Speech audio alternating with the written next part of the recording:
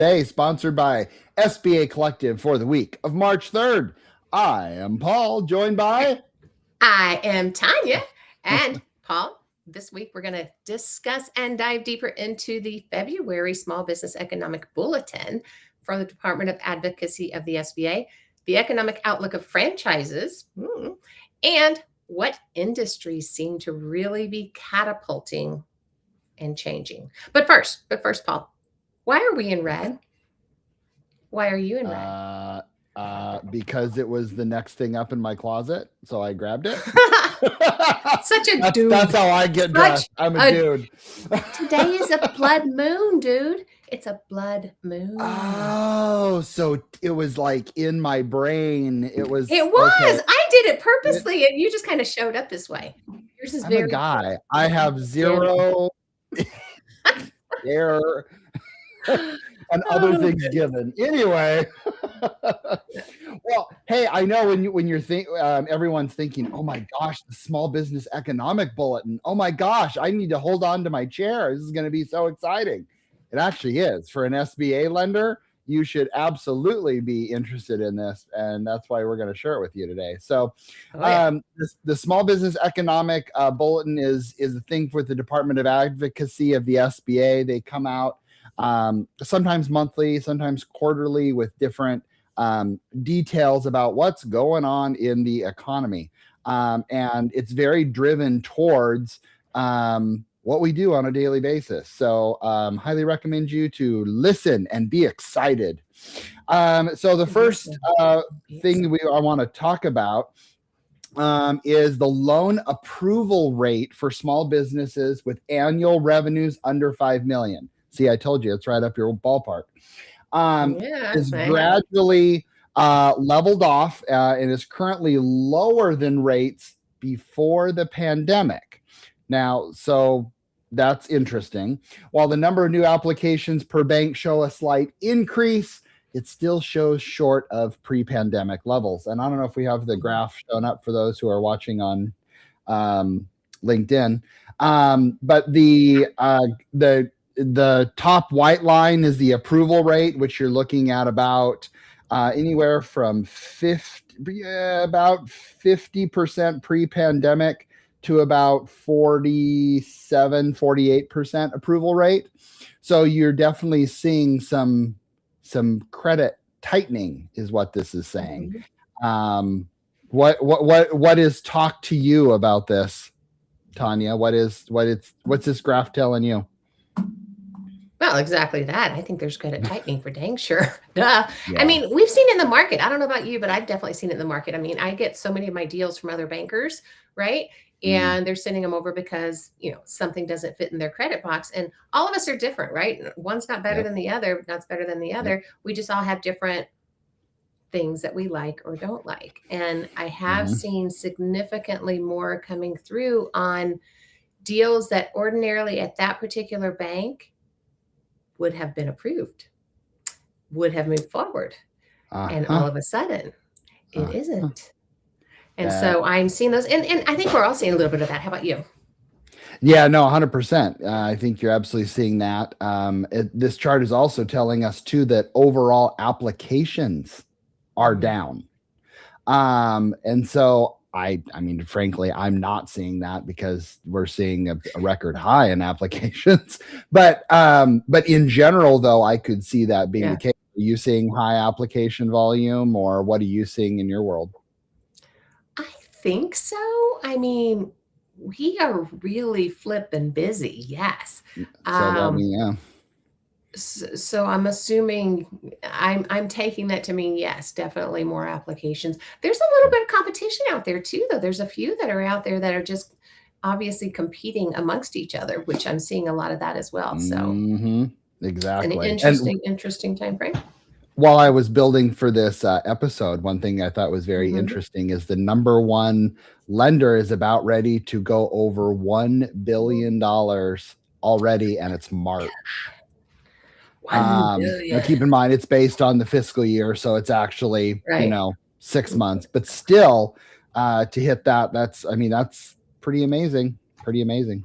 So Pretty amazing. All right. Well, and then the next thing that we're seeing in this is the establishment opening and closings.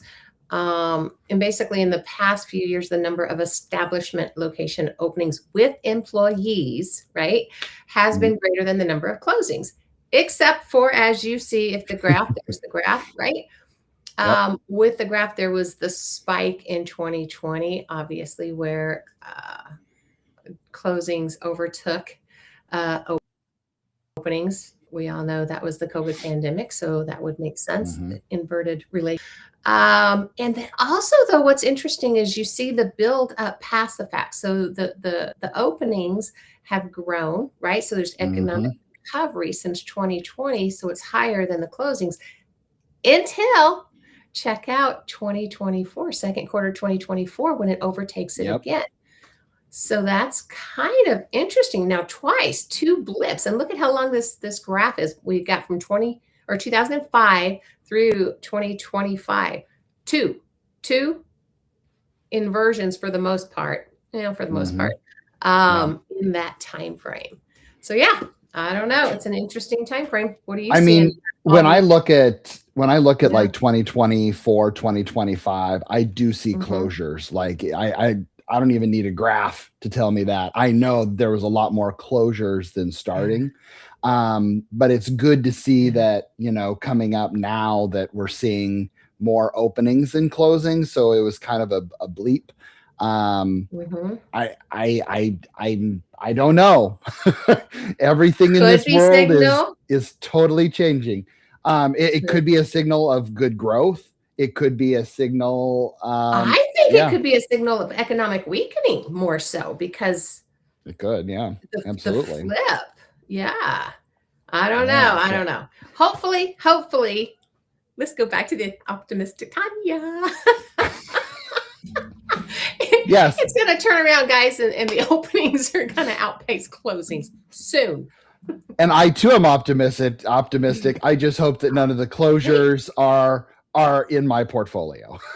Y'all write down the day, It's March true. 3rd, Yep. 2026. Paul just said, I I was too positive. am hopeful. I know it's rare.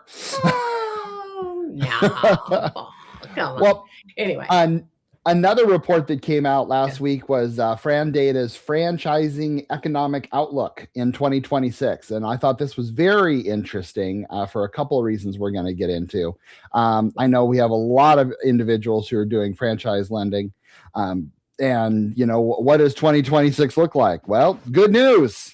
It's looking good. It's not looking Yes.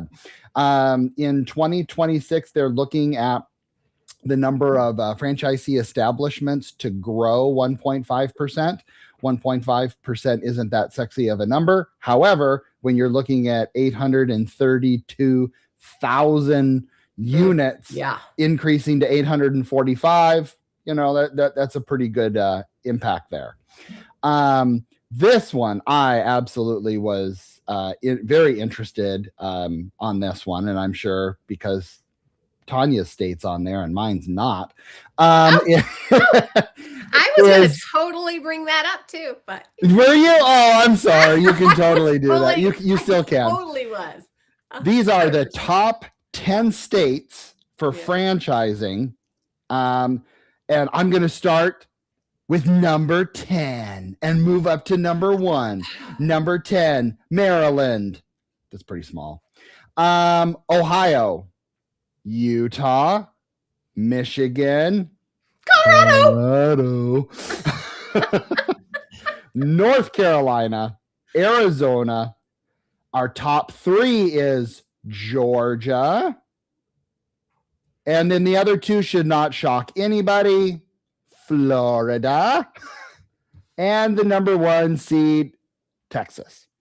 So the bottom line is the Southeast region is nearly 30% of all franchises are in the Southeast region of the United States. I thought that was very interesting. Interesting. It's fueled by business-friendly policies, lower cost of living, and population growth. I thought that was interesting. So That's interesting. I'm sure everyone is moving to those areas. But Michigan, Ohio, and Utah have emerged as new entrants among those top 10 states. So Michigan, Ohio, and Utah, if you are a franchise lender, you should probably be prospecting there. That's where you're seeing a lot more stuff when it comes to franchise. I thought that was interesting. Wow. What'd you think? Interesting too. Yeah, especially since Colorado's on there. Well, and Washington, poor Washington. What was I going to say? We're not really a business-friendly state. Where is Washington, Paul? Are you feeling a little, FOMO? We are number 49 or 50. I have no idea. I have no idea. That's just my opinion. Say that. No, you aren't. You're 48. No, I'm kidding. All right, guys. So that's kind of an interesting one. No, I found that very interesting, actually. But Florida and Texas. The two states that have the most SBA loans also have the highest franchise. Does anybody? Duh. Well, and look at how much goes on in those states. Like, I'm doing a few different business broker conventions and different things like that this year. Guess where all of them are, Paul? Florida. All of them.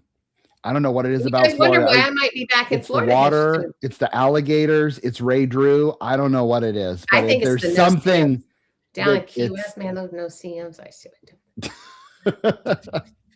Anyway, okay. Next subject, guys. Okay, the industry outlook. So the industry outlook moving forward is kind of interesting. Now, I think it's very interesting. So check it out. Ready? See if this surprises anybody. Child services and commercial and residential services are expected to be the fastest growing industries. No, I'm going to throw a little funny in here, guys. Child services. So everybody was locked down during the pandemic. I mean, was there some funny business going on during the pandemic and we got way more babies? It could be, or it could be all of the child care facilities in Minneapolis. I'm kidding. No, you did not. That's worse than where I live. Anyway, all right. So child services, commercial and residential services, fastest growing industries. Since the pandemic, rising awareness of preventive health care has propelled the sector to become the third largest franchised industry. I love that. I would like to know the definition of preemptive health care. Preventive. Oh, so if I could read, got it. Me good math. Preemptive me from is Washington. The same thing. No, if you think about it, preemptive is the same thing because it's preventative. Yeah. It's doing something prior to having an issue. So I'm thinking that some of those could be even like the functional medicines or any of those slightly outside. Okay. If you think about slightly outside of, those who are in power, the FDA and all that, anyway. Gotcha. Okay. I think it's a lot of the others, but I think it's great. Anyway, full service restaurants are expected to outpace quick service restaurants in output growth as consumer preferences are shifting toward experiential dining rather than purely value-driven offerings. I mean, okay, maybe it's just, again, I'm looking at my area around Seattle, but I think it's kind of I like the experiential. I can never say that word, so I'm not even going to try. But experiential dining. Ooh, look at me, I can spell. I think that good for dates, good for like things to go out, etc. But I would think quick serve would still be the fastest, but because you need a cheeseburger at 2 a.m. I mean, well, it is the fastest. That's why it's quick service, but not the fastest growth. Well, yeah, but for full service restaurants to outpace. But here's what I think could be happening, Paul, is think about it, right? During COVID, many became more fast service and they brought that into think about this for a second, right? And they brought that in and people got really used to it because that's all anybody could really do. Maybe it's coming back around and it's really just shifting back to maybe where it was prior. All right. All That right. makes sense. I'll buy that. I'll buy that. Okay, Yeah. good. Hey, finally. In the lodging industry, high-income consumers are continuing to spend on personalized and experiential luxury travel, while value consumers are expected to scale back their spending. So here we go again. Now, those two, the experiential, here's what I love about it, right? I'm all about the experience. I could give two shits, excuse my language, about the cost of it, about things, about material stuff or whatever. I like the experience. Like ask my kids, Christmas comes. I have to make myself actually get them the presents because I want experiences. So like for myself, I'm like, I don't want anything. I don't want a gift unless it's an experience that we can go do together because it's the time, the Mm. energy, the memories, the togetherness. And I think maybe people are coming back around. I mean, we're in such a video world right now. We're in such an online interaction that maybe people are looking more for those experiences and that connection. Yeah, that's Mm. true.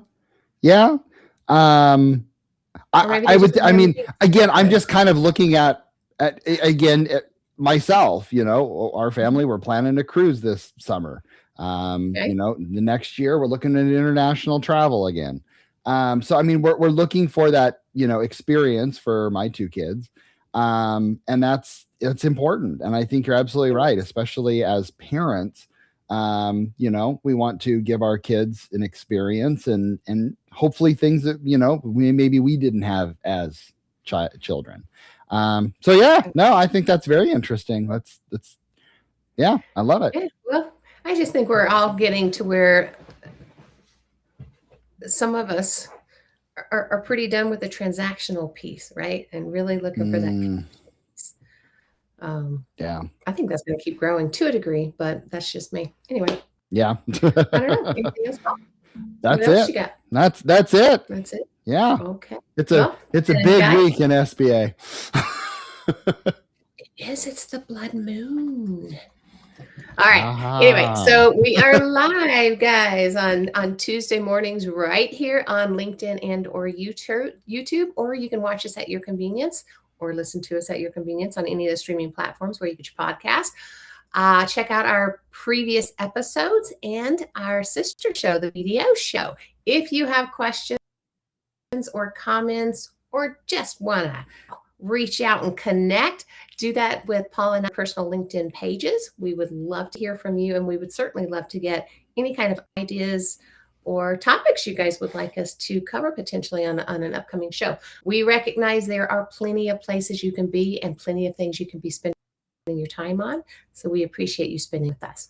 All right. We'll see you next week. See you later. Peace out.